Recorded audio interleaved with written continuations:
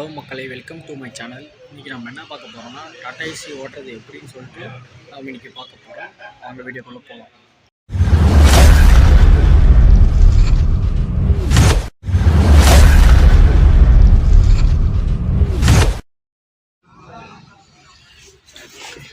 எல்லாருக்கும் கன்ஃபியூஷனாக இருக்கும்.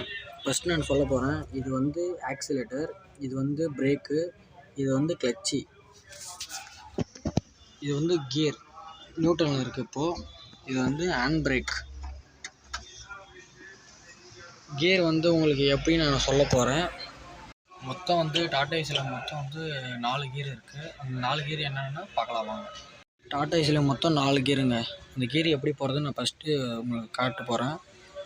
இப்போ நியூட்ரலில் இருக்குது. நியூட்ரல் வந்து இப்போ லெஃப்ட் எடுத்து அழுத்தினா ஃபஸ்ட்டு கியரு, அப்படியே பின்னாடி இழுத்தா 2வது கியரு, இது வந்து கொஞ்சம் முன்னாடி இழுத்து இது போட்டால் 3வது கியரு, அப்படியே ஸ்ட்ரைட்டாக இழுத்தா 4வது கியரு, அப்படியே கொஞ்சம் முன்னே வந்து ரைட்டில் இப்படி நல்லா பிடிச்சி அப்படி தள்ளினா ரிவேர்ஸு. ஓகேங்க. இது வந்து ஹேண்ட் பிரேக்கு. ஹேண்ட் பிரேக் எடுத்து ஃபஸ்ட்டு வண்டி ஸ்டார்ட் பண்ணிட்டு மோட்டர் சவுண்டு ஓடும். மோட்டர் சவுண்டு ஓட்ட பின்னாடி கிளச்சு நல்லா அழுத்திக்கணும். கிளச்சு நல்லா அழுத்தின்னு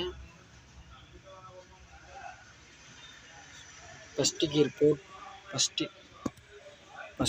போட்டு ஹேண்ட் பிரேக் எடுத்துக்கணும்.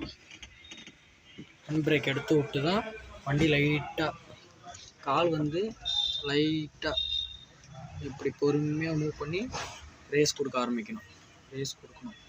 கொடுத்தா வண்டி ஃபஸ்ட்டு கியர் அப்படியே மூவ் ஆகுங்க. லைவாக எப்படி ஓட்டி காட்டுறதுன்னு சொல்லிட்டு நான் பார்ட் 2ல் சொல்கிறேன். பாய்.